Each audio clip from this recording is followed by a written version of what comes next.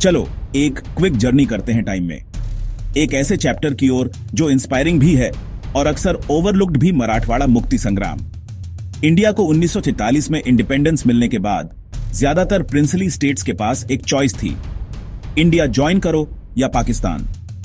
पर हैदराबाद के निजाम, जो मराठवाड़ा सहित एक बहुत बड़े स्टेट पर राज करते थे, उन्होंने कुछ भी नहीं चुना।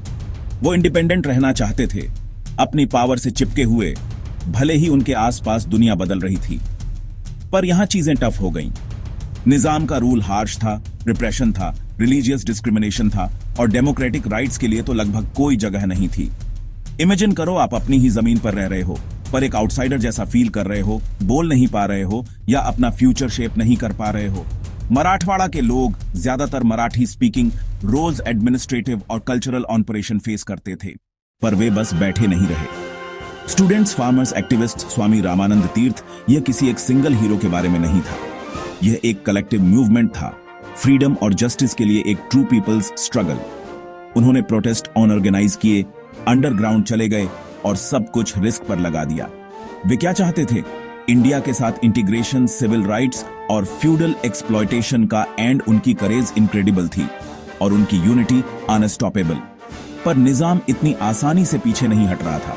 तो सितंबर 1948 में इंडियन गवर्नमेंट ने ऑपरेशन पोलो लॉन्च किया, हैदराबाद स्टेट को एनेक्स करने के लिए एक स्विफ्ट मिलिट्री एक्शन।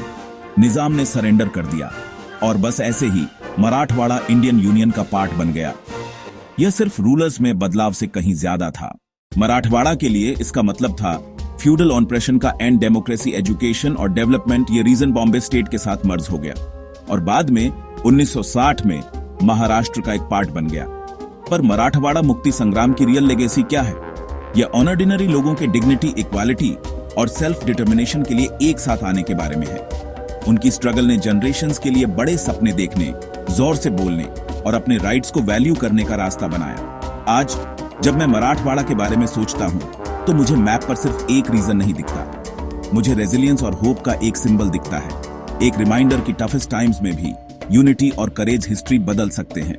तो अगली बार जब आप मराठवाड़ा के बारे में सुने तो मुक्ति संग्राम को याद रखना, उन सैक्रिफाइसेस, सपनों और स्पिरिट को याद रखना जिसने फ्रीडम पॉसिबल बनाया, सिर्फ एक रीजन के लिए नहीं बल्कि पूरे नेशन के लिए।